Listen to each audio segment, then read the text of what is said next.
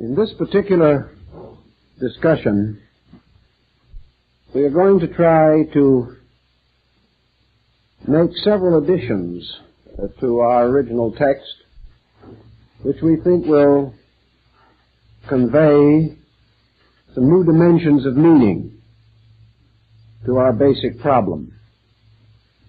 In the first place, as we all realize, ancient philosophy and science derived a great deal of symbolical knowledge and insight from the study of the human body. In the function of the body itself, man was presented with an immediate and intimate mystery. And for the most part, this mystery has not been solved, even with our increasing scientific knowledge. We are able to examine the body in greater detail than ever before. We are able to understand its functions more accurately than was ever possible to ancient man. Yet the essential mysteries of the body remain, and we are still searching for those major keys by which perhaps not only can we solve bodily mysteries, but by the knowledge thus gained extend ourselves into universal mysteries. For it was long held that if we could ever understand man, we would have a key to all things that exist, inasmuch as man is bound to all other things, is derived from all other things, and in the course and extent of his existence, he moves through all states and conditions and finds available within himself all instruments necessary for his continuing existence, growth, and unfoldment through all the states of nature, both physical and metaphysical. Realizing to some measure, therefore, the thoughtfulness that man dedicated to this mystery of the body, we can also be aware of the natural and inevitable functioning of the human mind. Man, searching for answers, uses a kind of symbolic methodology. Having discovered some small law operating somewhere, he seeks to extend it as a greater law operating elsewhere or everywhere. Thus our concepts of cosmogony, our studies of things not visible to our sensory perceptions, these involve a process of analogy by which we apply things seen to things unseen, principles recognized to principles sought for in the unfoldment of universal life. The Kabbalists conceived of man, therefore, as the little universe, and the universe as the grand man, attempting to indicate that the processes operating in the human body operate in a larger scale in space, and that all space can be traced in the mysteries of man himself. This concept not only dominated the thinking of early Western mysticism, but is part of our spiritual heritage from Asia, for the same contemplations have everywhere existed, and all our religions, philosophies, and sciences were originally influenced by these concepts of analogy. That in many instances these older analogies were correct, we now know. Other discoveries of antiquity remain uncertain to us. They may be right, they may not be right. In some few things we believe that we have corrected the errors of the past, that certain mistakes were made, but we are not too sure that our corrections are correct, and we may still have to go further. And the tendency of this further consideration has been to bring us back to the most original and ancient findings.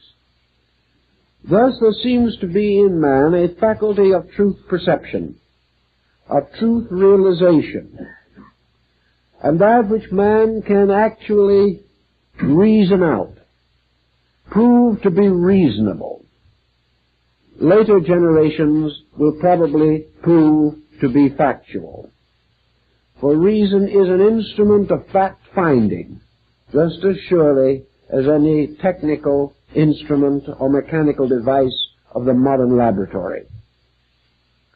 It is natural that the spine, which is a sort of column supporting the entire structure of the human body, that the spine should be early considered, that a great deal of symbolism should arise in connection with it, and that ancient man, studying the human body, should recognize that in this spinal column was a very vital and important element of man's corporeal nature.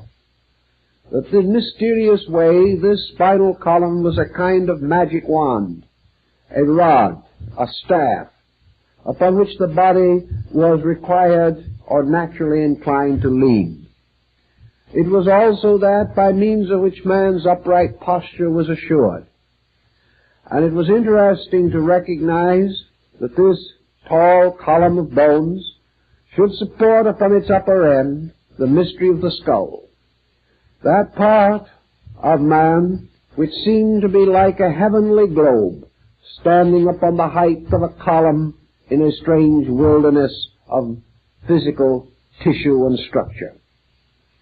Therefore, the spine as the supporting instrument, uniting the various sections of the body, seemed to bring into some common pattern the three principal parts of the human torso, so that the body itself, with the exception of its extremities, was, so to say, held together or brought into a pattern or harmony by means of this monumental structure of bones, flexible, magnificent in its formation, serpent-like in its flexibility, and yet withal a firm and enduring support, capable of sustaining the various processes of the body with wonderful exactness, precision, and reasonable comfort.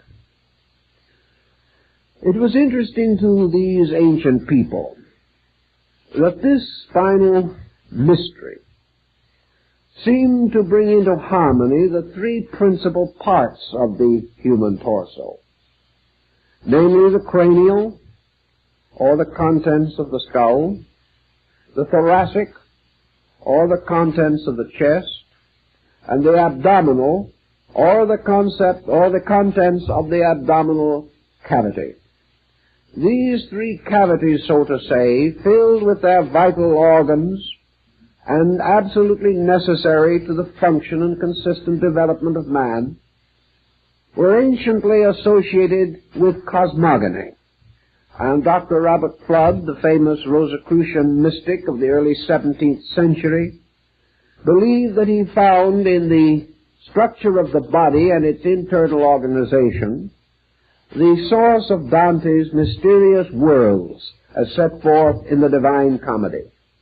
We know definitely that this analogy can be extended to many of the Hindu sacred writings, in which the worlds are beautifully arranged and organized in a pattern very close to that of this division of man's principal parts of his body. Thus we have the abdominal cavity, with the long, mysterious, and involved structure of the intestinal part. And in this we see the symbol of the underworld, the mysterious sphere of Hades, of the ancient Greeks and Latins, a mysterious dark universe in which processes are constantly taking place, which are essential to man, but processes that have been very carefully and cunningly concealed by nature. We also recognize in the thoracic cavity what might be called the middle region. And in this middle region, the heart seems to reign supreme over the mystery of life. And far above, supported upon the slender column of the neck, we find the skull with its contents, the wonders of the brain, and of this mysterious upper world. And we find in Hindu philosophy that the spinal cord seems to be essentially the Ganges River, which arises in the head of Shiva, arising in the brain, arising in the midst of all those convolutions which are called the caves of Ganga, where the rishi or the holy men sit in eternal meditation, being symbolical of the brain processes and functions. And that this river then flows downward like a river of life, and that this river becomes a distributor of nerve impulse and nerve instinct to all parts of the body, keeping it alive, so that this spine with its brain above seems to resemble an inverted plant, a kind of bulb with its growth descending from the brain and extending throughout the body. And this extension through the body, through an infinite diversity of nerve structure, seems to resemble a beautiful inverted fern-like plant with its root in heaven and its growth descending downward into earth and even into the underworld. The ancients furthermore recognized in this spinal column with its content a kind of ladder, the kind of ladder upon which Jacob saw the angels ascending and descending. The number of its original segments, counting those that are now more or less brought together and ossified together, would be 33, which is indeed the number of years that David ruled in Jerusalem, the years of the life of Christ, and a number that has been sacred for a long time among the secret societies of Europe and America. This number 33 is a fabulous number in symbolism, and there seems to be no reason to doubt that its original significance was related to the study of the spine, for that in some way the spine became a symbolic equivalent of this number, and the principles and energies associated with the number likewise cannot be denied. In Egypt, under the name of the tape column, or the mysterious symbol of the pole or axis of things, the spine was also highly venerated. It was held that it was like a column, the roots of which were in the underworld, and the upper part extending higher to carry upon its upper end the celestial globe, the globe of the brain. And to more or less carry on this symbol, we note that early anatomists have made constant use of the old symbolism in naming various parts of the body, and also, to a degree, various parts of the brain and spinal system. We know that they have called, for instance, the upper vertebra of the spine the Atlas, and that is this Atlas, the giant of Greek mythology, who carries the heavens upon his shoulders. This heaven world being in truth representative of the cranial sphere. Thus the ancients divided man as they divided nature into heaven, earth, and hell, into three great parts: a superior universe above, represented by the brain; an inferior universe below, represented by the abdominal cavity; and between these two, the world of mortals, or the human world, in the midst of which, upon the mighty mountain of the diaphragm, was the temple of the heart. All of these symbols we find in the Eddas and sagas of Scandinavia, in the Kalevala of Finland, in the Buddhist mysticism of China and Japan. We find it in the Greek and the Egyptian. We find it in the Brahmanic and Hindu mysteries of the world mountain. All of these different elements of symbolism seem to derive very closely from the study of the human body. Now, in the course of this study and in the development of it, the problem of the relationship of the nervous system to the great economy of life took on the greatest meaning to ancient man. The nervous system to the primitive people of the world seemed to be a kind of middle ground between the two great life-giving systems, the arterial and the venous blood systems. The arterial system was therefore regarded as supreme and held to be the first and greatest power of things. For by this system, life itself was distributed into the body. The nervous system became a kind of symbol, therefore, of the intellectual or psychic life of man. And the venous system became symbol of the mortal or physical life of man. Thus, spirit, soul, and body were represented by these systems. And of these systems, the soul or psychic body was given the area of the brain. Because, as Buddhism later so well clarified, the entire mental life of man originates in a kind of intellectual complex. And the machinery for this complex, called the machine of the six senses, is localized or centered in the brain. It is therefore in the brain that the individual achieves self-consciousness. It is in the heart that he participates of universal consciousness. And it is through the venous system and its various functions of the body that he attains a certain body consciousness, which is comparatively rudimentary, but is nevertheless present in the equations of life. In the same way, psychologically speaking, man derives an authority from these areas of his own consciousness. From the heart center, he gains the concept or the authority of life. It is by virtue of this heart power that man is aware of the mystery of what he calls life. And he has associated life with this from the beginning. The brain he has associated with thought, or the mental activity. And the venous system of the body he has associated with function, or bodily structure. Man, therefore, consisting of spirit, soul, and body, or spirit, mind, and body, assigns these in a symbolic way to these three great areas of his own physical structure, which are united into one mysterious and wonderful pattern by the sovereignty of the cerebrospinal nervous system. This led in turn to a whole series of philosophical inductions and deductions, some of which are of value to us in our present thinking. Buddhism helps us in one respect, because it gives us, to a large degree, the anatomy and physiology of the nervous system. In India, it is assumed or was believed that Buddha was associated with the planet Mercury.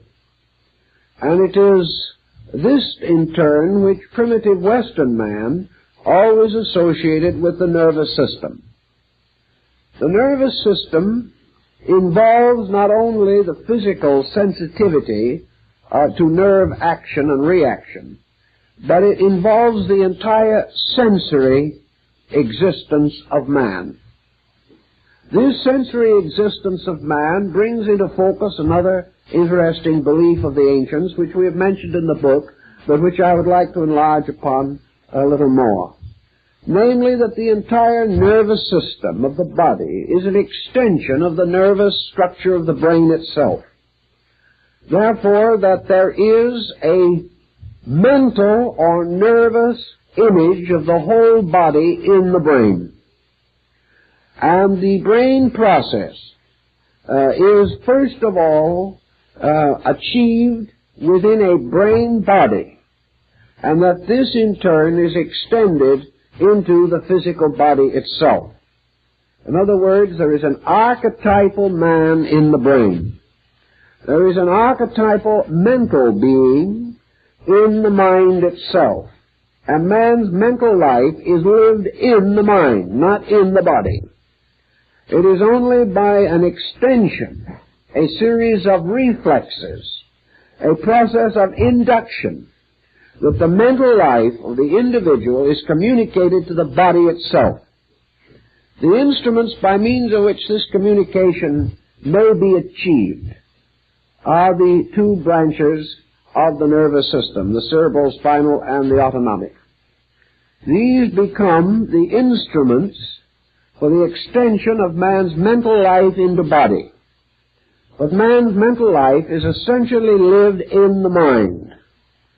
And it is in this mental life, lived in the mind, that we have the root of practically all of the individuality factors which we consider to make up Manas, the man, the thinker. The ancients, therefore, explained that there was a microcosm of the whole physical body in the brain, that the brain was itself androgynous, that generation occurs in the process of thought just as it occurs in the process of the reproduction of bodies, that the entire process of the brain function is therefore a primary motion or movement of cell life and of structure by the presence of mental energy or mental archetypal pattern. Now let's try to see if we can make this just a little simpler so that we will know more about what we are working with at this stage of our problem. Let us assume, for example, that consciousness per se is located in the heart. Consciousness of itself is not manifested. Consciousness is the lifeness in a thing. Consciousness, as its primary manifestation, merely produces the state of existence. This state of existence is perhaps less purely appreciated in man than in other creatures that exist.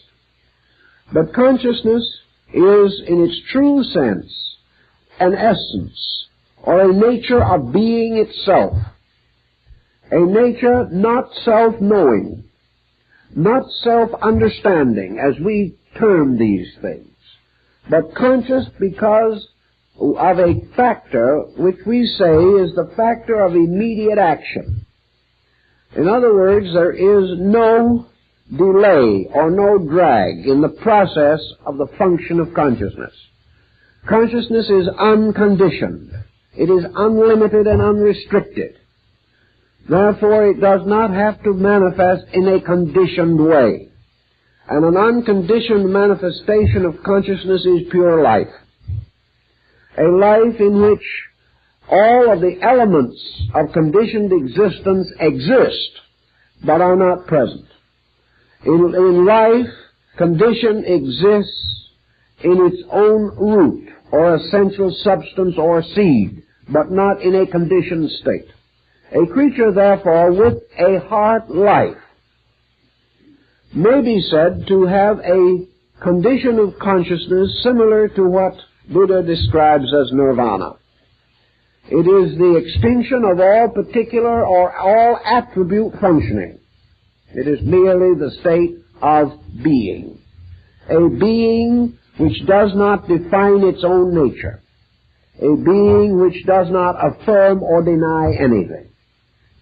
A being which merely exists, and by its existence bestows life. For life is the existence of this being, which is itself immortal. In the development of life, a life develops into a condition of life-knowing. That which exists of its own nature cannot be known by itself. It becomes known, therefore, through aspects or extensions of itself. it becomes known, appreciated, or sensed, because it causes to emerge from itself certain conditions of life, or states of life. And in man, the primary condition by means of which life becomes capable of the knowledge of itself is man's mental focus. So the mind becomes that part of being, or that part of the development of a creature, in which that creature becomes aware of its own life. Primarily, therefore, it is life awareness. And this life awareness is called the first reflex of being. It is called the process by means of which being becomes a being. Being becomes self-knowing, and through extension becomes capable of knowing that which is not its immediate or primary self. So, consciousness in the sense of egoism, consciousness in the sense of self-consciousness, arises in the mental structure. And this mental structure achieves to the state of self-consciousness by a series of experiences, which are referred to in Eastern philosophy as graspings, or orientations. As a person dizzy reaches out for support to something that is strong and stable, so in its confusion, mind reaches out for supports. It attains these supports by extending itself by means of the nervous system through the sensory perceptions, and it gains certain consolation or conviction material from the testimony of these perceptions. This testimony being brought back into the mind, coordinated by the mental coordinator, and thereby assembled into various types of knowledge. All these types of knowledge having as their end and purpose the discovery or experience of the nature of a selfness or a selfhood. Thus, in philosophy, we discover that it is by means of the mental process that man becomes capable of the consciousness of isolation. He becomes capable of thinking of himself as himself. And as a result of that, he can no longer think of himself as anything else but himself. And out of this conditioning comes the gradual separation of the personal from the universal. And the personal appears upon the surface of the universal. And the personal becomes a condition of the universal. And by means of the personal, the individual again turns his attention upon the universal, gaining this mysterious ambition to understand all mysteries, to solve all problems. Now, the answer to all mysteries lies in the heart. The power to search for this answer is given by the mind, where it is the mind that discovers the mystery of the heart. It is the mind by means of which all particular things must be explored, known, or estimated. Now, out of this situation, there thus arose at a primitive time a process by means of which the mental nature began to assert itself over the arterial system. Life was conveyed to all parts of the body by the arteries. But this life was a sleeping life, a life which contained all energy, all that was necessary to enliven. But this sleeping life did not know itself or any other thing. And over this mysterious area, which had become full of life, the mental nature began to exercise control, domination, or leadership by permeating this life with a series or a mass of minute extensions which gradually became nerves. But these nerves are nothing more or less than the gradual crystallization of the seeking power of the mind. the mind seeking not only to know things, but to gradually coordinate the body. That the mind could control the body meant self-control. And in taking over the control of the body, the mind then affirmed a leadership over this structure. And this leadership ultimately caused the individual to become a mental being rather than a living thing solely. This mental being then assumed the control or leadership of all the processes of the body, causing these processes to unfold, causing the evolutionary concept to take over, because it was mind controlling matter that equaled growth. Growth in this sense merely not the extension of body, not the continual healthy life of the cell, not even the healthy process of cell fission and a multiplication of cells, by means of which the world might sometime become completely laden with tissue alone. But now the gradual imposing of mental purpose, the imposing of mental energy upon physical processes and upon the life itself by which these processes were animated. Thus the mind became the transformer. It transformed body into a purposed instrument of selfness. And gradually this self in the body attained greater and greater dominion of body until it established a complete tyranny over body. By the time this had been achieved, man had become a thinking creature. But now we are at this interesting crossroad in the world's thought, that we have now achieved the condition in which, by evolutionary processes in nature and by psychological processes in man, the neural power, or the nerve distribution, has become the administrator of life.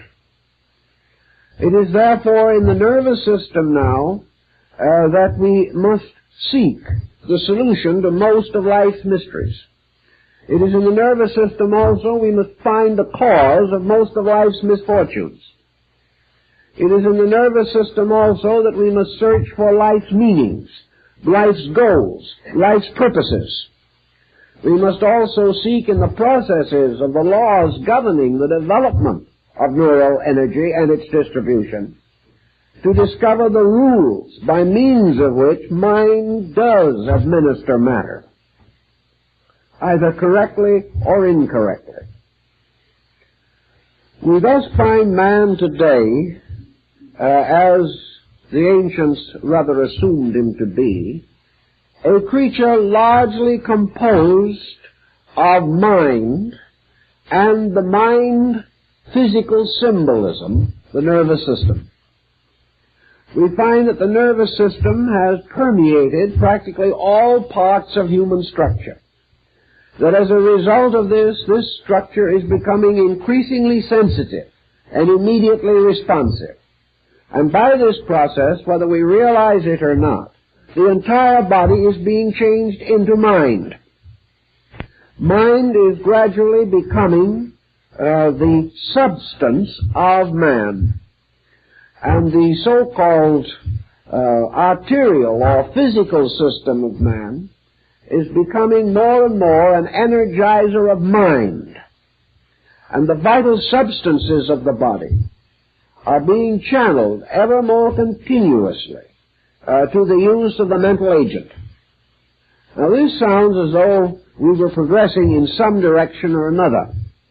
But the rub in this situation seems to be that no one seems to be able to vouch completely and adequately for the integrity of this mind instrument that has taken over. Just exactly what is this mind? What is its real nature? What is its substance? Is the mind essentially good? modern psychology and modern science would be inclined to doubt that the mind is good. They will not go much further than to simply say, here it is. We got it. We've used it. We've abused it. And here we are, in the midst of the consequence of something.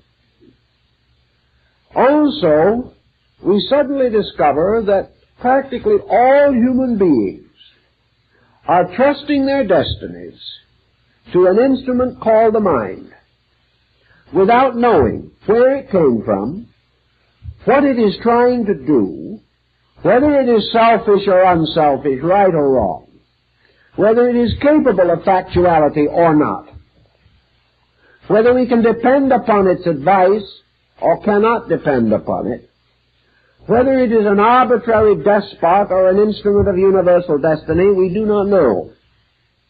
We take certain comfort and consolation, however, in the assumption that mind must be meaningful, because it is a product of a meaningful universe engaged in a meaningful project. Therefore, mind must have its place in the universal purpose, or it could not appear in the human structure.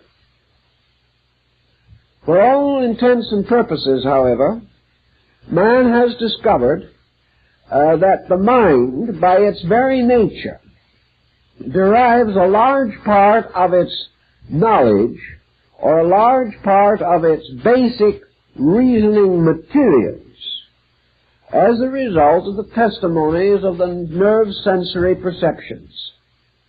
Therefore, that the mind very largely is building its entire structure from environment, and that the great and essential purpose of mind was to extend itself by means of nerves, so that by means of these nerve links it could bind itself to the mystery of the outer world. Without a nervous system, man could not be aware of the world around him. Therefore, the nervous system has given him the tremendous instrument of contact. Contact with phenomena. Contact with all the innumerable diversities of activities with which we have gradually become familiar. For all classifications, all orders, all systems, which have now been brought together to constitute basic texts for education, all of these structures of findings are the direct result of nerve testimony. By means of nerves, certain impressions, certain reflections have been brought into the nature. Thus, out of this entire structure of nerves, man is building a series of adjustments between the self, which is the nerve focus, and the world in which the complete organism exists. In this particular pattern of things, the heart has been reduced to one simple problem, namely that it supplies the fuel. The human heart becomes simply the energy by means of which this entire procedure is carried on. If the heart stops, the entire nervous system fails with it. If anything happens to the essential life principle in man, all of the vast superstructure of nervous reflex is destroyed. Therefore, the nervous system and the egoism in man is dependent upon the heart. This dependency, however, has not been generally recognized. And the individual, except for a few who have made certain careful studies, the individual in general affirms that the mind, being his link with his world, is his most valued possession, and that also its testimonies, right or wrong, good or bad, are inevitable, and that we should only pause long enough to be thankful for the fact that we have a mind, and should not be much concerned with what we do about it. Now, this prevailing thankfulness is also generally absent, and as a result, we are rather thoughtless people, so far as major problems are concerned. About the 2nd century of the Christian era in Asia, there arose a sect in Buddhism which was centered around what was called the Lotus Gospel. The Lotus Gospel, possibly the result of the work of the great Buddhist Arhat Nagarjuna, certainly one of the greatest saints and reformers of primitive Buddhism, centered around what was called the heart doctrine.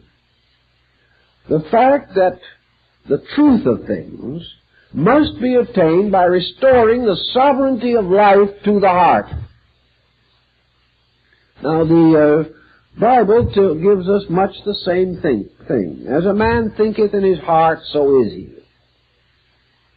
That the real person, the real nature of things, resides in the heart. That the heart is therefore the silent one. That power which is generally ignored, but which alone contains the fountain of things. Nagarjuna took the attitude that by means of the heart we are bound to the world of cause. By means of the nerves and the mind we are bound to the world of effects. And at the moment, in some way, the truth in us is concealed by the conflict between these two systems, and by the fact that largely the control of the body has come to be vested in the intellectual or neural system. Thus we have built a mental nature built up upon phenomena that has been digested, organized, and rationalized. It is as though we had a kind of a Bureau of Vital Statistics in the skull. And into this bureau we have gathered all known and knowable facts. We have then turned these facts over to coordinators, who have in a mysterious and wonderful way, by aid of a machine which is more exact than any of the mechanical brains we have ever been able to manufacture, that by means of this internal machine which transforms facts into relationships upon which dynamic must depend, that by means of this we have come to certain dynamic attitudes about things. These dynamic attitudes form in themselves a little bouquet or cluster of dynamic factors. And these, in turn, by their chemistries and interminglings, have produced what we call the ego, which is, in a sense, the summary of our dynamics. The ego is, therefore, the thing that says, I want, I will, I must. Or, in more convenient terms, not having any particular desire for exercise, it says, I am, which is the affirmation of the fact of self, gained from one primary means alone, namely, that the thinker distinguishes a difference between its own nature and that which it thinks about. Phenomenon, therefore, or the message of outside things moving in upon the individual, this procedure gradually affirms the existence of the thinker in relationship to its own thoughts. And by the fact that we see, we taste, we touch, we feel, the gradual inevitable conclusion is that we exist. And this positive concept of existence within the mind gradually becomes justified by the fact that we can extend our own consciousness into other things. Therefore, we must have a separate consciousness which can be so extended. And subconsciously, we have invested this with the dimensions and proportions of a psychic self or an entity. Now, in this procedure also, the nervous system has come into positive operation. And the nervous system, extending itself throughout the body, has formed its own kind of body. It is not merely that the nervous system is little threads making other physical organs function. The nervous system, in order to cause function, to exist in matter or in structure, must function from its own archetype. Therefore, the organization of the physical body as we see it now depends very largely upon the impression upon this body of the neural archetype, a seal, design, or pattern. The reason why cell generation does not go on to an infinite mass of tissue is because mind and neural energy, functioning as the agent of mind, imposes boundaries, imposes limitations, distinguishes processes, and gradually begins the process of transforming or molding the body into a physical equivalent of its own neural nature. And here's where we get into perhaps one of the most interesting but complicated doctrines of antiquity, and that is this doctrine of the Kundalini Shakti and the spinal chakras.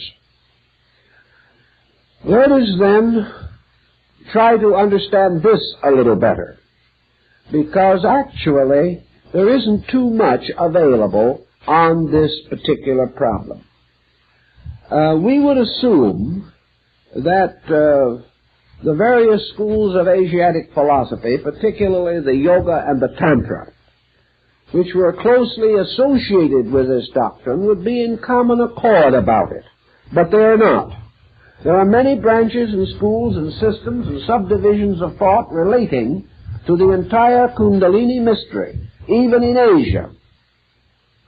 And we cannot, therefore, simply affirm that the East was in common accord about this. The East was, however, in common accord for the most part on one subject, namely that in some way the heart must be brought back into dominion over the neural system. But how this was to be accomplished is not too clearly set forth, even in the most valid texts relating to this subject. Now, most of you have read something concerning the yogic ideas about the spinal chakras. This row of lotus-petaled wheels of light, representing presumably important ganglia or plexi along the spinal cord, that through these there moves a mysterious power which is called the serpent power, and that this power, rising from the base of the spine, ascending through the various small nervous threads of the autonomic system, results in the activation of these chakras, and that by the activation of these chakras, certain internal areas of consciousness are opened or are intensified, carrying with them degrees of extra or supersensory perception and power. Now, this is a very big theme, and it is also a very intriguing one. But let us try to work with the subject just a little more carefully and with some considerable more specialization than we were able to do in our book, to see if we can find out more of what is intended.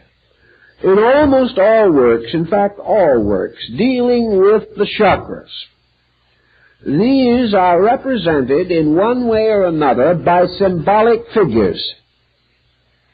These figures are for the most part lotus form, distinguished by the number of petals. And each of these lotus forms carries within it certain other images and symbols.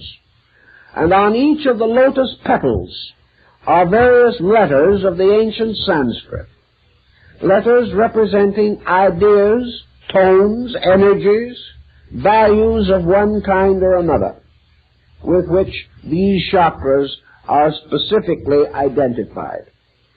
There is no reasonable doubt in the world that the 7 chakras generally listed, although this number is arbitrary, there are some schools that maintain 5 and some 6, but that the number 7 should be associated with them probably has to do with ancient astronomy or a parallel thereto, inasmuch as the entire concept parallels very closely the monochord of Pythagoras, the single-stringed musical instrument, with the upper end of the string attached to the empyreum, or the sphere of the fixed stars, and the lower end of the string attached to the earth. Frets or stops were placed along the string to correspond to the orbits of the planets. And the so-called 3 inferior planets of the ancients, the Moon, Mercury, and Venus, were considered to be the lower part of this instrument. In the center, or the exact middle of the string, was placed the fret of the sun, by means of which the octave was achieved. Above the fret marking the sun's position were those of the 3 superior planets, Mars, Jupiter, and Saturn. Thus, this vertical thread placed, as Pythagoras placed it, between heaven and earth, and divided by 7 frets into intervals, became very similar in its general concept with that of the chakra system. For the heart chakra of the Kala chakra system corresponds to the sun, being the 4th from above and the 4th from below, both in the Pythagorean astronomy and in the Tantric yoga. Thus, the heart chakra corresponds to the sun in the solar system, and above it are 3 superior planets, so-called, and below it the 3 inferior ones.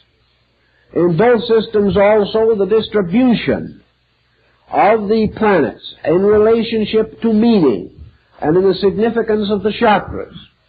This distribution is sufficiently parallel and close so that there are no glaring inconsistencies between the astrological theory and the yogic theory. The next point, perhaps, that we will want to mention or think about is the relationship between these chakras and the seals of the Book of Revelation. The 7 seals of Revelation certainly bear a striking symbolic content, for in each case, as the seal is opened, a vision or apocalyptical experience is unfolded. It is also quite possible that we have in this the key to the ancient concept of the octave, as Pythagoras developed it in music. For we remember that he was initiated in India at Elephanta and Ellora, and was therefore acquainted with the concept of the Brahmins and other Hindu sects of his time, which for these regarded the spinal cord as the string upon the veena of Shiva, or the musical instrument of the world, and that therefore the mysterious harmony of the spheres of life and of death was played out upon this mysterious musical instrument, and the veena is still shaped very much like the skull and the spinal cord together. Also, we have the 7 churches in Asia, described in the epistles of Paul. And we have a series of septenaries, the 7 days of creation, the 7 primary elements of the alchemical transmutation, the 7 metals and the 7 priceless gems. We have many different septenaries of deities, and we also realize that in the Yoga Chakra system, the deities are imposed upon these chakras to create a vast complex of interrelated symbols. Let us bear one thing in mind, however, and that is that no one has ever seen any of these chakras physically. No one has ever been able to demonstrate conclusively that the symbolic forms in which they are presented to us have actually an equivalent in any extrasensory level of our substance or nature. This does not mean that the chakras do not necessarily have a superphysical existence, but that they do not resemble the diagrammatic form with which we associate them. In other words, it is not possible for us to see these lotus flowers as lotus flowers. It is not possible for us to count their petals and find a letter of the Sanskrit alphabet on each one of them. Nor is it possible for us to look inside of one of them and find the six-pointed star, nor is look inside of another and find an elephant with a white howdah on its back. These things we do not find when we look. We cannot find these forms. We do know, however, that these forms were created for a purpose, and that this purpose was undoubtedly and inevitably that each one of these so-called chakra forms is a mandala. That is, it is a meditation wheel. The purpose of the shape of the chakra is therefore to cause it to become a symbol of meditation.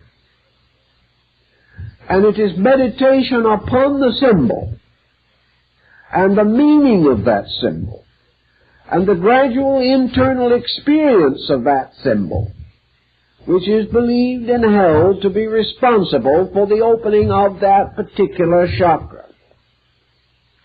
Thus, the key to the opening of the chakras consists of a series of meditations, these meditations being fixed by the ancient systems of Raja Yoga.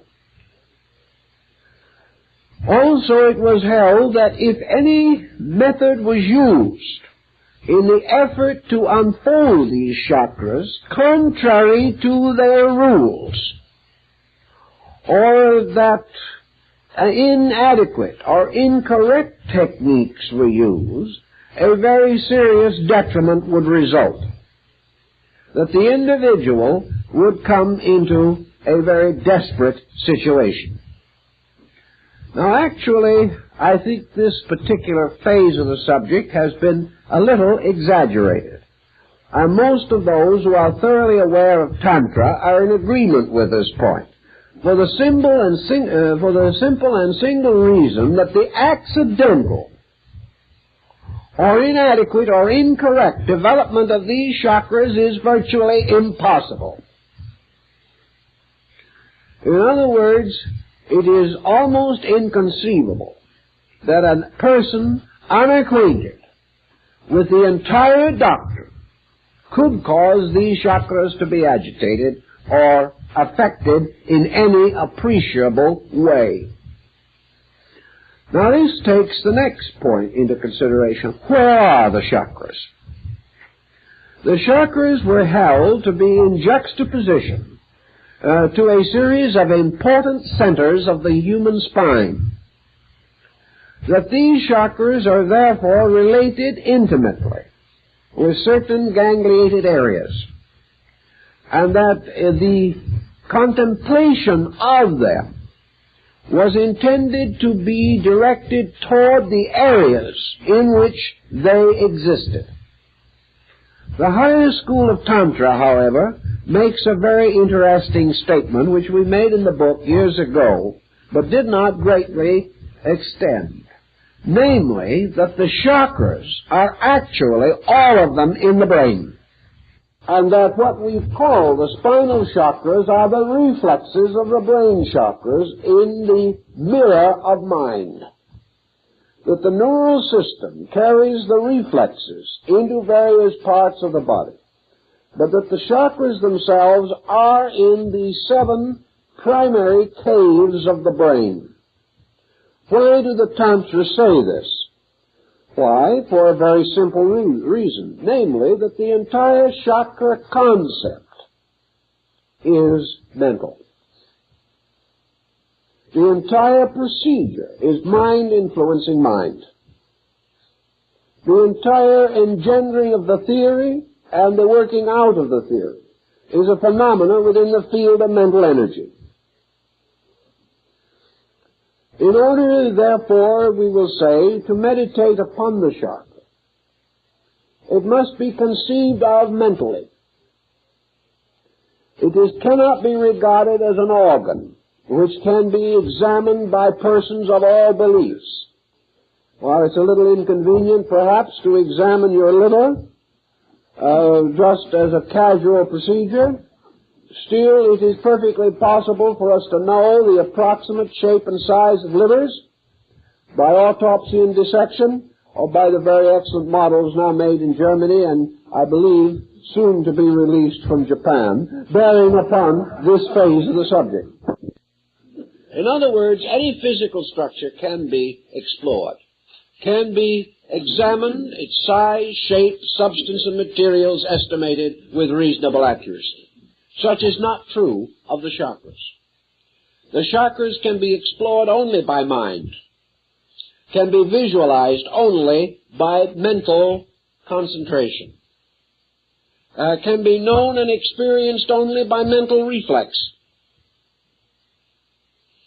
Therefore, in the chakras, you have a very rarefied group of mental organs arising within the substance of man's mental existence. And as a result of that, being subject to all conditioning that is possible to a mental structure or form in nature. Now here is one of the problems that immediately presents itself on this basis. The mind being used for the visualization of these spinal mandala, which is what they actually are, engenders in consciousness the symbolic shape. This shape is fixed by tradition. The shape of this chakra and its content, the numerous tantric symbols included in it, symbols which are derived from the various levels of the Hindu religion and have been specialized in the yoga tantric system. These symbols are internally visualized as existing. Perhaps the beginner or the novice works from a physical chart which shows these forms, with which he becomes mentally and psychologically familiar. The purpose that he is attempting to achieve is, therefore, to release the energy symbolically represented by this form. By releasing the energy, what he is actually trying to do, whether he realizes or not, is to reverse the process of mental control and restore what might be termed the pure energy, which has been blocked by mental phenomena. Therefore, these 7 seals represent the symbols of 7 blockages, 7 transitory conditions set up by the sensory reflexes of man, resulting in 7 basic mistakes. These 7 basic mistakes stand between the individual and the we will say, the intimate, immediate realization of the life power of the heart. To overcome these, therefore, he must overcome the instruments of phenomena which he has set up. He is therefore actually attempting to lead the life energy out of the subterranean region in which it has become involved, carry it back again to its own true and proper nature by dissolving one by one the fixations of mind by which this energy is held imprisoned or is held in a highly specialized process. To do this, of course, the Tantra process must achieve the victory of right use over wrong use. That is its primary function. Therefore, the processes of the 7 so-called steps must be redeemed from false use. True use must be established. True use must come through realization. And here, within the structure of mind, we find a contrary system established by means of which mind gradually overcomes itself. It is all part of the same process, inasmuch as your yogic system must end in samadhi. It must end in the Buddhist nirvana. It must end in the total release of true consciousness from the ego fixation. This is represented in the Eastern system by the final victory of Atman, the universal, the one which alone is real, and man's ability to achieve union, which is the true meaning of the word yoga. Union with the infinite, union with that which is unconditioned. Therefore, it is not right to assume that the chakras can be anything more nor less than the 7 steps for attaining victory over illusion. Now, as 7 steps for attaining victory, man attains the victory by attaining victory over the symbolism of the chakra itself. He gains his victory by mastering these wheels. Now, the word chakra actually means a whirling wheel. Now, the whirling wheel, which is sometimes shown balanced or poised upon the finger point of the god Vishnu, this wheel is a reminder of the Tantra that these centers are in constant motion. All of these chakras should be represented as spinning violently, and the direction in which they spin is of the greatest importance, because in each case victory consists in the reversal of the direction. This is very significant as we proceed. But why do these chakras always appear or seem to be spinning?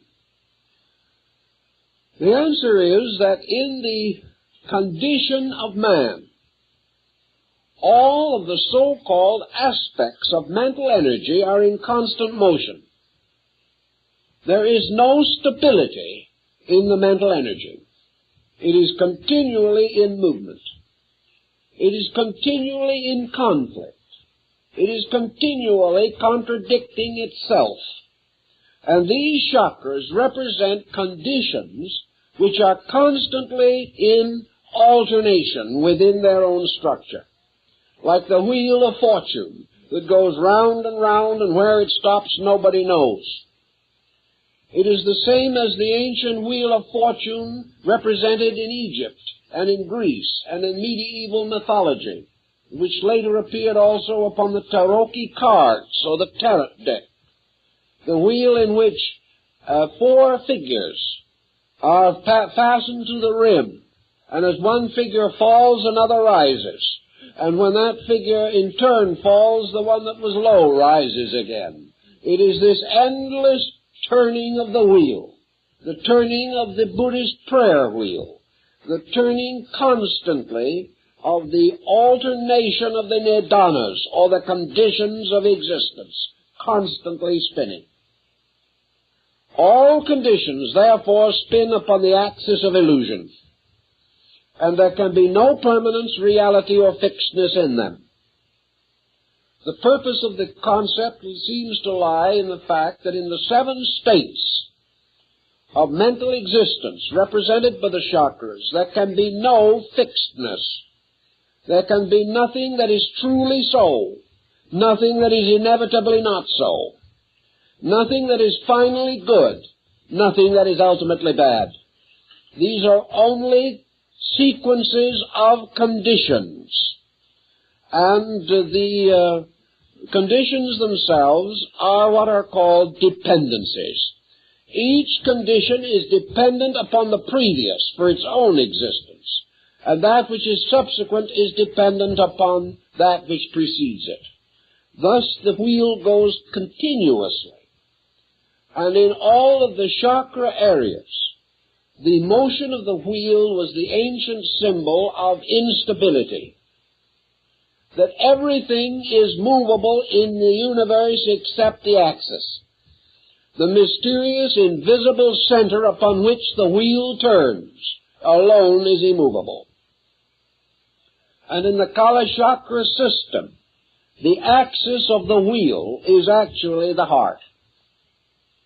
The heart, therefore, becomes the axis of a wheel, and around it move the 6 conditions represented by the 6 other heavenly bodies, the 3 inferior and the superior conditions. The 3 superior conditions are the 3 states of the elevation of mental phenomena. The 3 inferior conditions are the 3 unfortunate or misery-causing states of mental phenomena. And the wheel continues to turn. For a little success, a little sorrow. For a little of gain, a little of loss.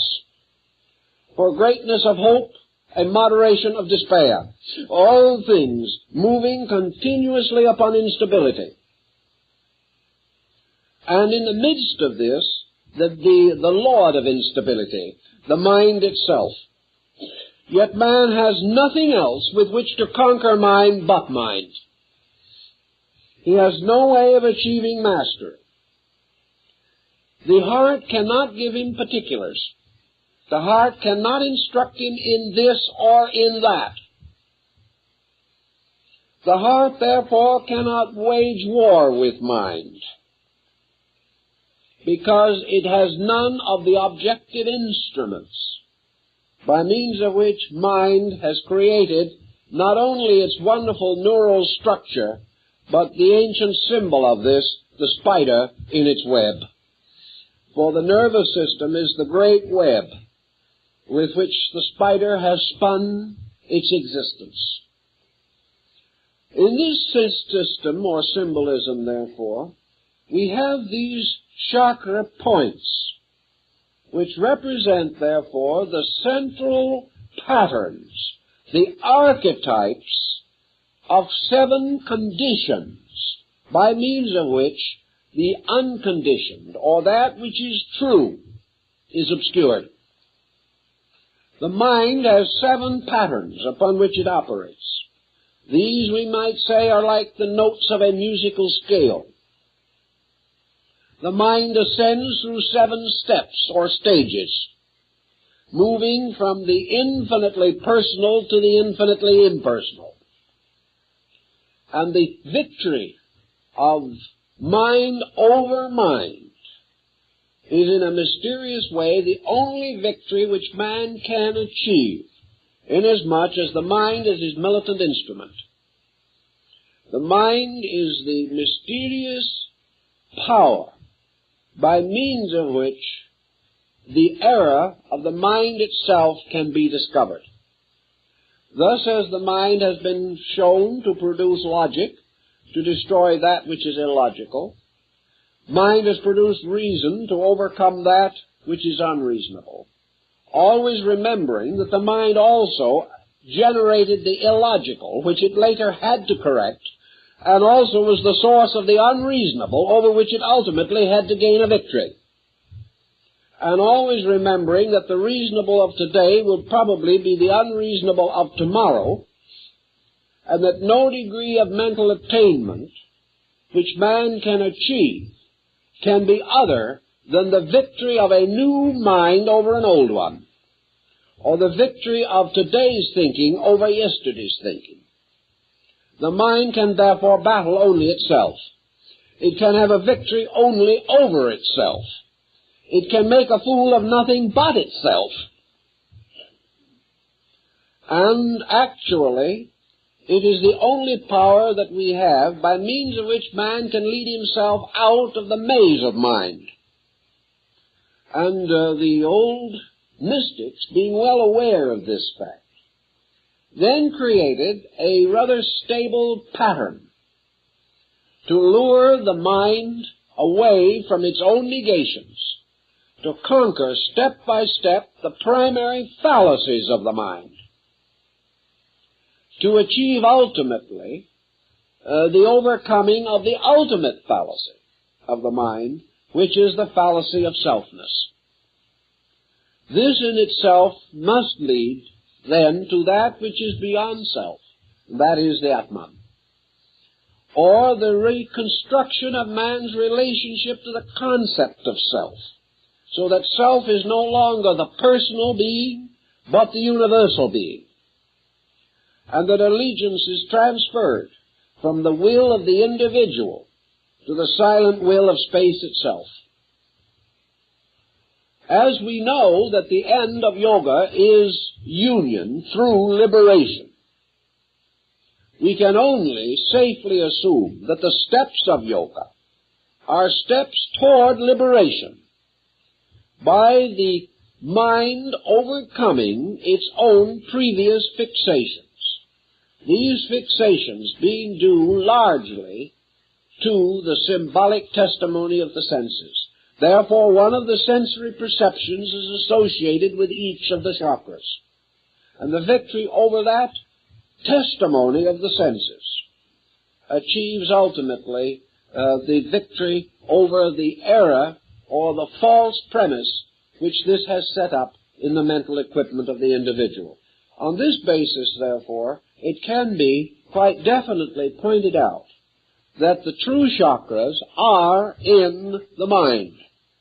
And the mind, because it occupies an area in juxtaposition with the brain, we may say, for general purposes, that the true chakras are in the 7 important nerve centers of the brain. That the brain, therefore, extends these down through the bodily system itself. Now, one of the points that is very interesting about mental phenomena, which I think we all have begun to realize, is that this phenomena is substantial in its own realm of energy.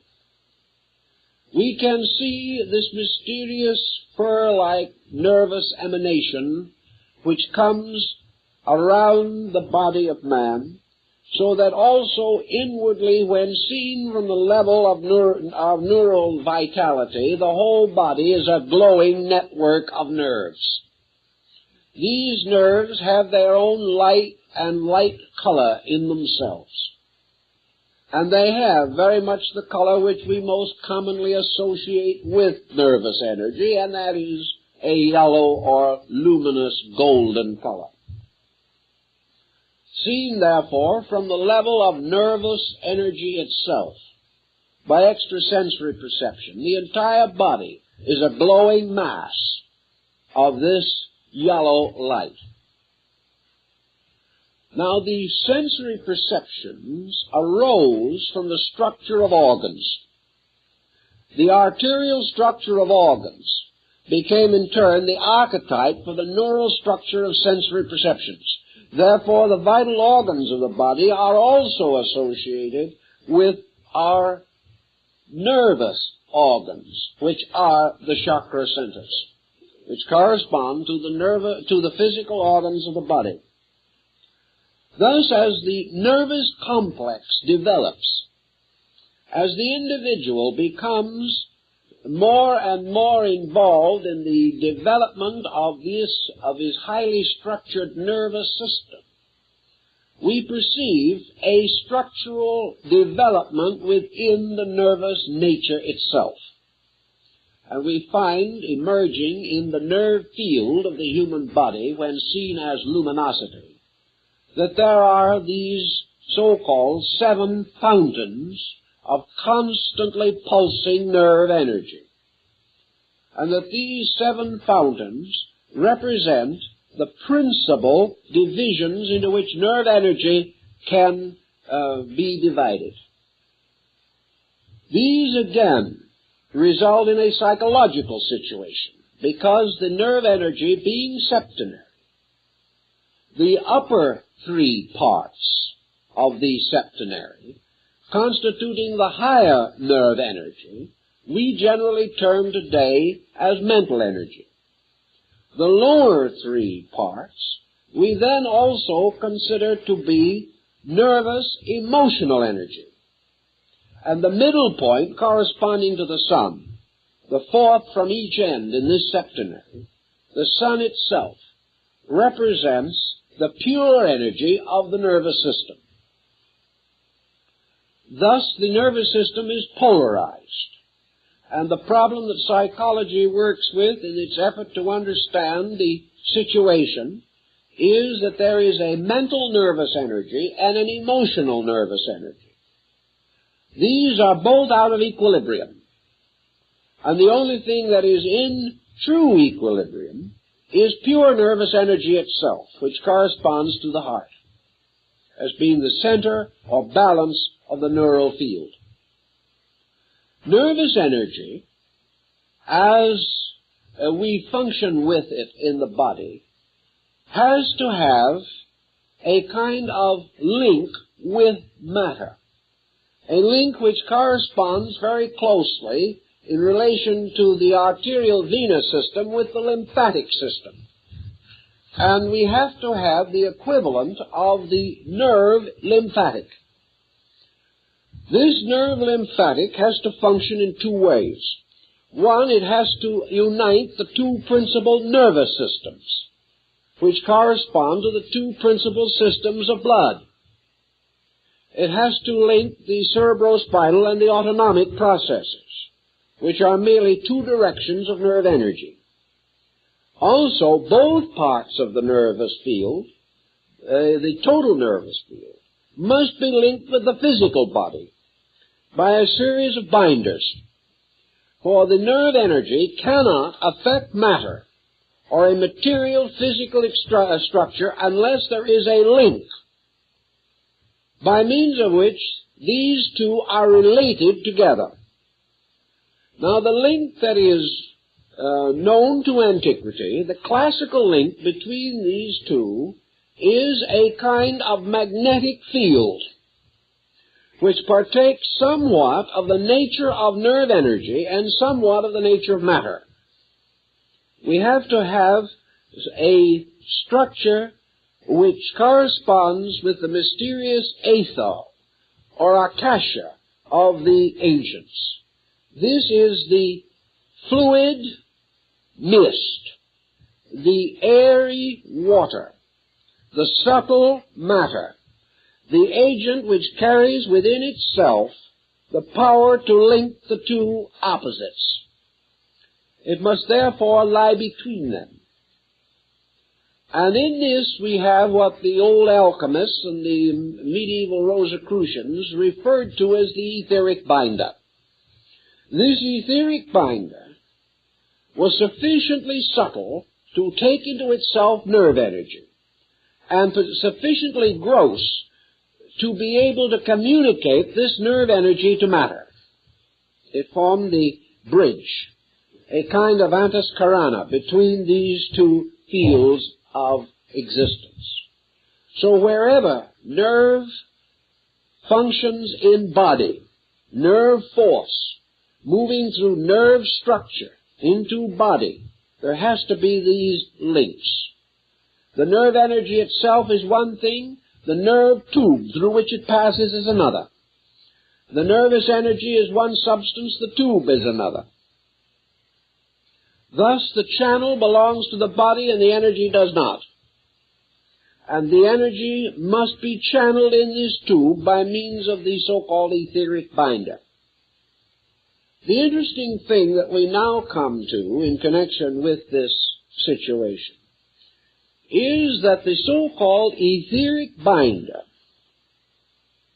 was one of the agents which a long time ago came very closely and completely under the control of the mind.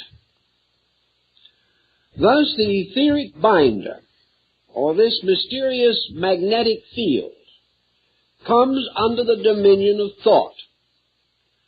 And it is because of this that by means of the mind a series of physical phenomena can be produced.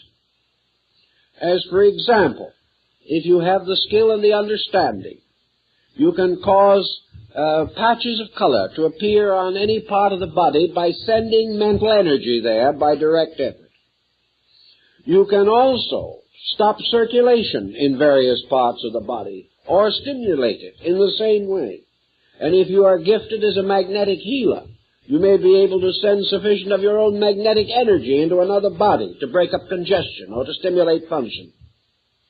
These processes are carried by mental intensity. And always this energy moves according to volition, according to the activating, guiding power of the agent, which in this case is man. In this same field also, we find the area of imagination. For we know that anything which the mind conjures up, nervous etheric energy can formulate into patterns or designs, so that we may create visual images. We may create symbols within our own psychic neural structure. We may also, therefore, develop the power to create various forms, and later develop the faculties to see what we have created. Every intensity of human emotion creates mathematical, geometrical, vibratory forms. Some have called these thought forms. But whatever we may want to say, every emotion and every thought has a number, a color, a form, and a sound. And we cannot escape this, no matter how hard we try. So that our thoughts become mental things. And of the mental things with which our thoughts become involved, there are perhaps none more difficult for us to live with than the products of our own negative thinking. Because in this process of negative thinking, we are working in a wonder world of mental energy. These emotions, thought forms which we generate, we obviously generate within the mental nature. Therefore, these forms, whether they be mental or emotional thought forms, actually are generated within the mind itself. But because of our very natural processes of mind, we project them, just as the mind projects the chakras. And as a result of that, these forms, these thought entities, can be seen as something separate from ourselves, although they have no substance except in ourselves. We can project them. Just as, for example, there is a phase of psychology in which we can project an image from within the subconscious and project it objectively as a visual form, and see this image as distinct and apart from ourselves. This is one type of ghost, the ghost being a reverse perception from within ourselves, projecting itself in such a way that its image is recorded in the brain at the same time that visual image of places or a place is recorded, so that we may be standing in a room which is properly recorded and sees also standing in that room a person who is not there, because the person has been imposed within the mind upon the thing actually seen by the sensory perception. Now, this further to our purpose at the moment simply means that if any person deeply concerned with problems such as yoga and tantra develops a certain type of mental intensification, they can cause the symbolic, diagrammatic forms of these chakras to be created in the mind. these forms can then be visualized in relationship to the body. And it is perfectly conceivable that the individual could see, as a result of the imagination, moving ether, which is a reflecting medium, can actually see in the body any of the processes which are described in yoga. The thing you must realize, however, is that he has created them out of his own thinking.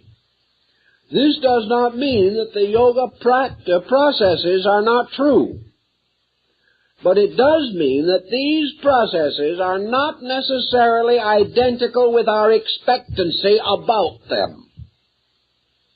And the thing we see is in terms of our expectancy, because it is created by ourselves. Now, the practical side of this, and there is always a practical side to these problems, is that an individual can come, and many have come to me, who are in a rather terrible state of mind.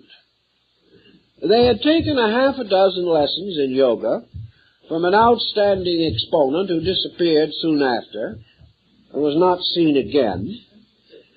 And as a result of this procedure, these individuals were beginning to have strange symptoms. And the only thing that they could finally decide was that their interior yogic chakric system had been badly mistreated by one cause or another, and that therefore they were in a horrible state, and about the only thing they could hope for was better luck in the next incarnation. These people described all of the unhappy symptoms which they theoretically assumed would accompany yoga. They insisted that at some time when they were least expecting it and really weren't even looking at that moment, this tremendous power of the Kundalini surged upward like a geysering oil well, burst into their brain, went out of the top of their head, and took their common sense with it. Now, this situation actually happens. People under such conditions are quite naturally frightened to death. And from this situation has arisen the belief that by wrong practices or by incorrect guidance, a great spiritual injury has been performed.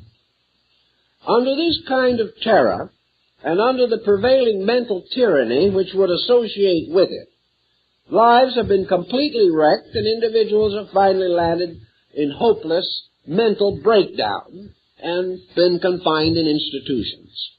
Actually, the chakras were not touched, moved, or involved, because nobody could actually create the condition which was described as a result of 6 lessons or 66 lessons. The actual moving of this peculiar psychic agent is so profound and involved a problem that the individual who was in trouble could not even have approached the beginning of it. What they had actually done was create a complete mental chain of chakras and blown this apart with their own fear. Now, this type of thing can happen, does happen, and another individual, incidentally, with a little psychic vision, might appear to see what they have seen, and they can get confirmation, because their own thought form has set up these etheric thought patterns, which can be seen by another person. But the fact they can be seen still does not make them so. For in this entire phenomenon of mind, there is nothing that the mind testifies to that is finally true. This is an amazing but important fragment of philosophy. The fact that the mind has decided it is in itself prima facie evidence that there's something wrong with it. For the only truth is that which the mind cannot conceive. So the mind is, at best, an organ of diminishing error, in which by degrees we can overcome its most flagrant mistakes, but we cannot overcome its final mistake, which is self-existence, until, as the ancients believed, we had achieved the samadhi, or the final union with absolute being. So in the chakra problem, we are dealing with a series of symbols. The actual process in Tantra, in the higher schools of Tantra, was not the idea that by means of will and mind, the individual was to change the structure of the chakra. The chakra is a condition. Conditions are not changed by will and yoga. Conditions are changed essentially by a kind of gradual transformation of value. Thus, the meditation significance of the chakra is very simple. The purpose of it is that man shall gradually experience the mystery of the era, by means of which the energy associated with the chakra is locked to a false usage. The purpose, therefore, is not to influence the chakra, not to force it, not to gain a valiant victory over it. The purpose of the meditation is to remove the error related to it. Now, the error related to the chakra is always the error of the use of energy. The chakra represents a pattern which has a true purpose and a false purpose. While it is negatively bound to the network of the nervous body system, the chakra is not fulfilling its essential purpose. For each of the sensory perceptions has as its final purpose the mingling of itself with all others for the attainment of the process or achievement of illumination or cosmic consciousness. This is not possible because in each chakra the consciousness factor is locked on the side of phenomena or on the side of physical function. Thus, every energy that is falsely bound to a physical process must be liberated in order that this energy may return to its proper state. And when the energies of the 7 sensory factors are all returned to their proper state, the result is illumination. It is the holding of the energy to false usage, or to inadequate usage, or the locking of the power of this energy away from those procedures which are natural to it and essential to its function. This is what the Yoga Chakra School seeks to understand and correct. So we have the releasing, or the so-called opening of the centers. This opening is, and never can be, associated in itself with danger, because good can never be dangerous. Furthermore, by its own various procedures, these chakra energies have to be released in order, in sequence, and by degrees. And the energy of even the least of these chakras has to be released in 4 stages. And in some of the chakras, the energy has to be released by 16 stages. In others, by 12 stages, but none less than 2 stages. And in the body itself, the number cannot be less than 4. The only one that can be less than 4 is the Ajna chakra in the forehead, which is of 2 petals only, and represents the one exception to this rule. But each of these is released by the meditation upon the meaning of the letter upon the petals. Now this has to be done by knowledge, by an actual factual awareness of facts. It is no more possible to go somewhere, sit down, and close your eyes tightly and go to work on this problem than it is to fly to the moon without mechanical help. With mechanical help we may make it. but we still will not be able to solve the mystery of the moon in the chakra. And there is one there. The answer to the situation, of course, lies in the relaxation of the uses of these energies as the individual gains equilibrium, freedom from excess. It is said that the petals open. In other words, the petals relax. Opening is relaxation. It is the assertion of the normal over the subnormal or the abnormal. In the case of man, these centers are originally represented as buds because they represent potentials of consciousness with the consciousness locked in them.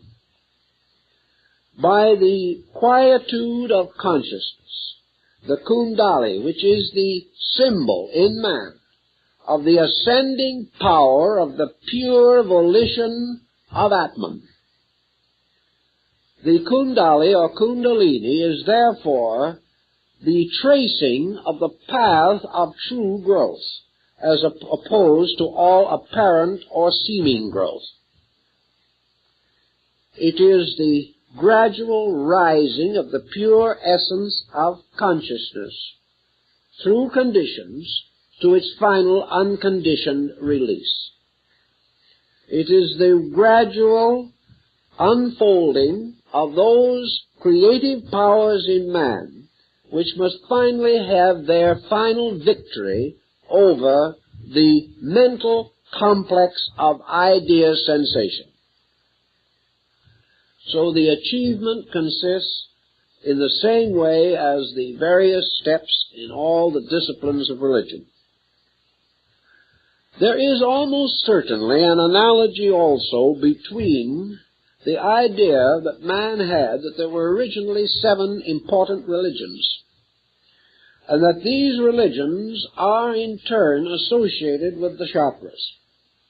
These religions probably stem from or are responsible for the concept of the 7 churches. There is no question that each of these religious systems is keyed primarily to a different key note, although the object of all is the object is always identical. The purpose of the religion is always a state of holiness. But each in its own way has a basic psychological concept as to how this is to be attained. There are religions of love, religions of service, religions of wisdom, religions of courage.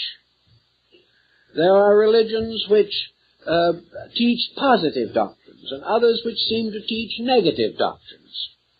And the ancients simply held that the great religions of the world were themselves, more or less, this symbol of the chakra chain, or as it's referred to by Sri Krishna in, I believe, the Uttara Gita, there is this idea of the one thread passing through the 7 beads. Now, the 7 beads can be the 7 chakras. The 7 beads can be the 7 religions. They can be the 7 races. They can be the 7 continents, the 7 forms of life, the species, the genera of all things. But wherever this septenary occurs, it finally tells us that the creative power itself, represented in Tantra by Shiva, that the creative power itself in meditation creates the 7 worlds from its own mental chakra centers, and that the creation is the setting in motion of the 7 wheels or chakras within the structure of universal mind. In this, the atmosphere gets rather thin, but at the same time, the symbolism is meaningful and I think has basic significance for us. That this septenary which we find in nature, therefore, always flows back into the sign and symbol of the great mendicant, and that is Shiva, seated on the top of the mountains of Himavat, wearing the garment of ashes as the symbol of mendicancy, holding the tridenta, and with the river Ganga or Ganges pouring out of his head. But in this meditation symbol, the deity enters into, in descending order, the consciousness of the seven ganglia of the nervous mental consciousness, and from each of these levels causes a creation to flow out. Man is one of these creations. Each form of nature repeats, therefore, in miniature, the procedures of the great mendicant. The same mendicant draws the universe back into itself again in the end of the great period of manifestation by reversing the visualizing process and causing the consciousness to ascend again through the seven conditions to the unconditioned. Thus, involution is the emergence of all these worlds coming forth out of the great chakra wheels of universal mind energy. Evolution is the reversal of the motion of the wheel and the gradual reabsorption of condition into the unconditioned on each level. Therefore, if we wish to take one of the chakras,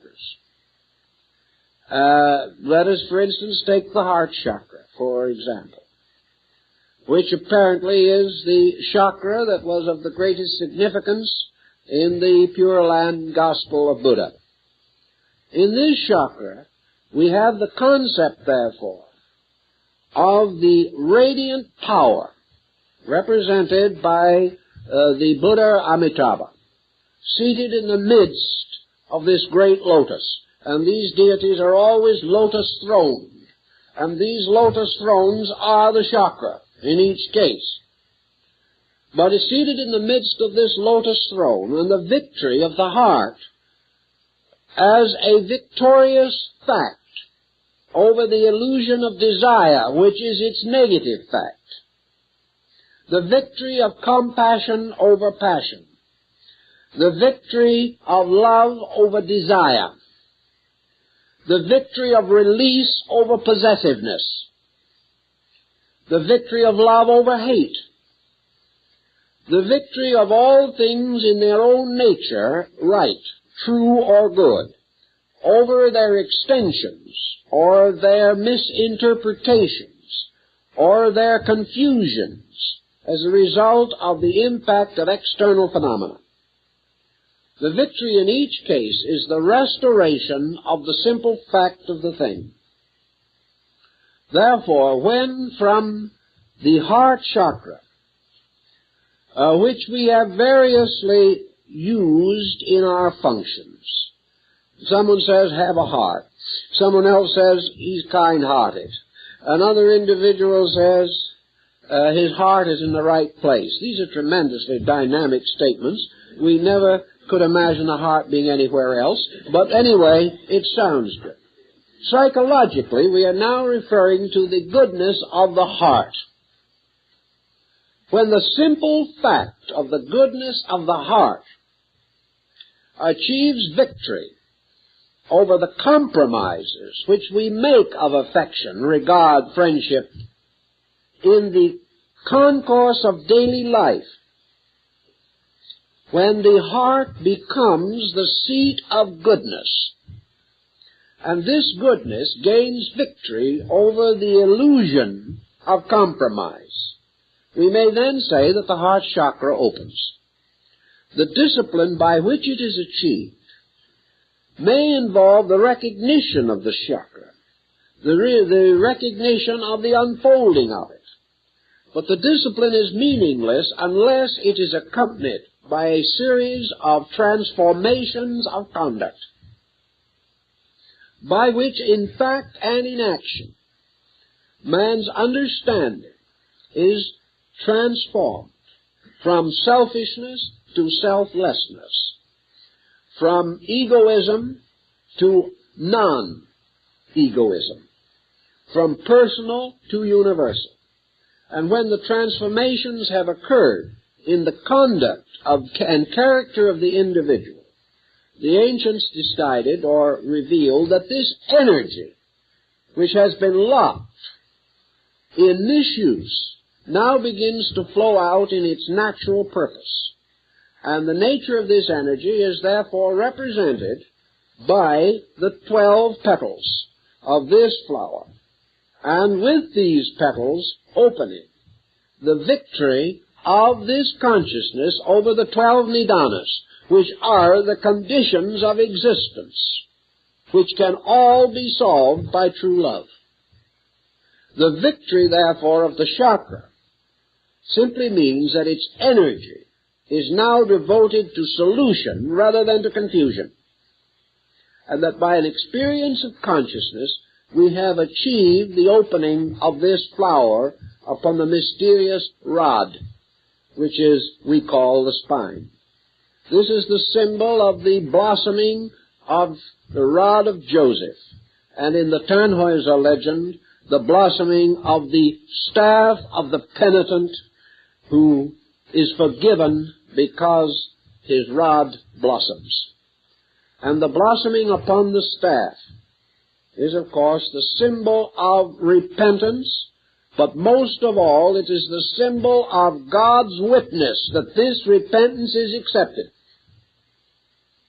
which simply means that the divine power is then moving through these blossoms in its own appointed way, and that pure consciousness is beginning to move out through the neural system, and that as a result of that, the nervous energy thus becomes a redeemed energy, and that which was the betrayer becomes the redeemer. And in the end, as the Persians say, Ormuz, the spirit of light, and Ahriman, the principle of darkness, are reconciled. And it is in the nervous field that good and evil, right and wrong, truth and error must make their great struggle and finally be reconciled, because good and evil are brothers. They are both derived from the same energy.